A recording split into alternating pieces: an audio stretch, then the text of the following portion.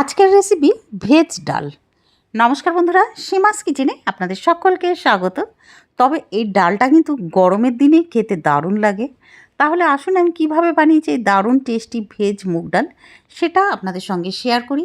আমি এক বাটি মানে ছোটো বাটির এক বাটি মুগ ডাল আমি একটা পাত্রে করে বসিয়ে দেবো গ্যাসের উপরে। আর মিডিয়াম টু লো ফ্লেমে ডালটাকে ভাজবো, ড্রাই রোস্ট করব। বারে বারে নাড়ব যাতে ডালটা নিচ থেকে লেগে না যায় আর খুব ভালোভাবে ভাজা হয়। ভাজতে ভাজতে যখন ডাল থেকে সুন্দর গন্ধ বেরোতে শুরু করবে তখন কি করব, জল ঢেলে দেবো ডালের মধ্যে। যেহেতু ডালটা আগে ধোয়া হয়নি সেই জন্য আমি এখন ধুয়ে নেব, ধুয়ে জলটা ফেলে দেবো, কারণ ড্রাই রোস্ট করেছিলাম তো সেই জন্যে ডালটা আগে ধুতে পারিনি। এবার আরও জল ঢেলে দেবো ডালের মধ্যে, দিয়ে মিডিয়াম ফ্লেমে ডালটাকে সেদ্ধ হতে বসিয়ে দেবো। এবার সেদ্ধ হওয়ার পরে দেখুন এই যে সেদ্ধ হয়ে গেছে, কিন্তু আমি নুন হলুদ কিচ্ছু দিইনি ডালটা যখন সেদ্ধ হচ্ছিল। এবার ডালটা লো ফ্লেমে এভাবে সেদ্ধ হতে থাকুক, ততক্ষণে আমি লাউ কেটে নিই। আমি পিলারের হেল্প নিয়ে লাউয়ের খোসা বের করে ফেলে নিয়েছি, আর লাউগুলোকে এইরকম বড় বড় পিস করে কেটে নেব। এবার ডালটাকে আরেকবার নাড়িয়ে নেব, তারপরে আমি এই কেটে রাখা লাউ দিয়ে দেব। এবার ফ্লেমটাকে আমি মিডিয়ামে করে দেব, দিয়ে এবার নাড়িয়ে নেব ডালটাকে। তারপরে আমি দিয়ে দেবো হলদি পাউডার, ছোটো চামচের 1 চামচ হলদি পাউডার আর স্বাদ মতো নুন দিয়ে এবার নাড়িয়ে তারপরে ঢাকনাটা লাগিয়ে দেব। মিডিয়াম ফ্লেমে 3 থেকে 4 মিনিটের জন্য ঢাকনা লাগাবো। 4 মিনিট পরে ঢাকনাটা সরিয়ে এবার নাড়িয়ে নেব। সেদ্ধ একদম ভালো মতন হয়ে গেছে, লাউও সেদ্ধ হয়ে গেছে, দেখুন ডাল তো আগেই সেদ্ধ হয়ে গেছিলো।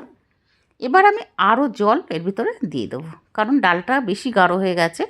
আর এই রকম ডাল পাতলা কিন্তু ভালো লাগে, মানে খুব বেশি পাতলা না আবার খুব বেশি গাঢ় না। এবার জল দিয়ে আবারও এভাবে হতে দেবো মিডিয়াম ফ্লেমে। এবার একটা তড়কা বানিয়ে নেব অন্য একটা গ্যাসে সাইডে, মানে কি করব, একটা তড়কা প্যান বসিয়ে দেব, দিয়ে দেব ছোটো চামচের 1 চামচ মেথি দানা। মেথি দানাটা ফুটতে যখন শুরু করবে তখন দিয়ে দেব 2টো শুকনো লঙ্কা আর 2টো তেজপাতা। এবার এই তড়কাটাকে ডালের মধ্যে ঢেলে দেব,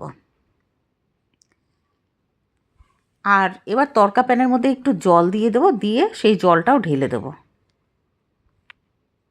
এবার লো ফ্লেমে ডালটা এইভাবে ফুটতে থাকুক। আমি কি করব, আগের থেকে কেটে রাখা করলা কড়াইয়ের মধ্যে তেল দিয়ে ভেজে নেব, সর্ষের তেলেই ভাজবো। পুরো রেসিপিটা কিন্তু সর্ষের তেলেই করেছি বন্ধুরা। এবার করলা যখন দুটো সাইড খুব ভালোভাবে ভাজা হয়ে যাবে, এবার এই করলা একটা প্লেটে তুলে ডালের মধ্যে দিয়ে দেবো। তার আগে ডালটা একটু নাড়িয়ে নেব। এবার করলা দেওয়ার পরে আবারও নাড়িয়ে নেব। বন্ধুরা একবার এইভাবে বানিয়ে ফেলবেন, খেতে দারুণ লাগে। গরমের দিনে বিশেষ করে মানে দুপুরের ভাতের সঙ্গে খুব ভালো লাগবে, সঙ্গে যদি যে কোনো ভাজা হয় তাহলে তো দারুণ লাগবে, অথবা আলু পোস্ত অথবা যে কোনো ভাজা। এবার কিছুক্ষণ ফোটার পরে ডালটাকে আমি নামিয়ে নেব। প্রথমে গ্যাসটা বন্ধ করে দেবো। বন্ধুরা দেখুন কি সুন্দর দেখতে হয়েছে না, দারুণ লাগবে। অবশ্যই বাড়িতে একবার এইভাবে বানিয়ে ফেলবেন। পুরো ভিডিও দেখার জন্য অনেক অনেক ধন্যবাদ।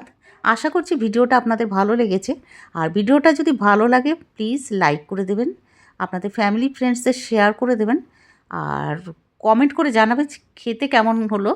আর এইরকম সাবস্ক্রাইব করে পাশে থাকবেন, আর নতুন বন্ধুরা হলে সাবস্ক্রাইব করে দেবেন প্লিজ। তাহলে ধন্যবাদ পুরো ভিডিও দেখার জন্য।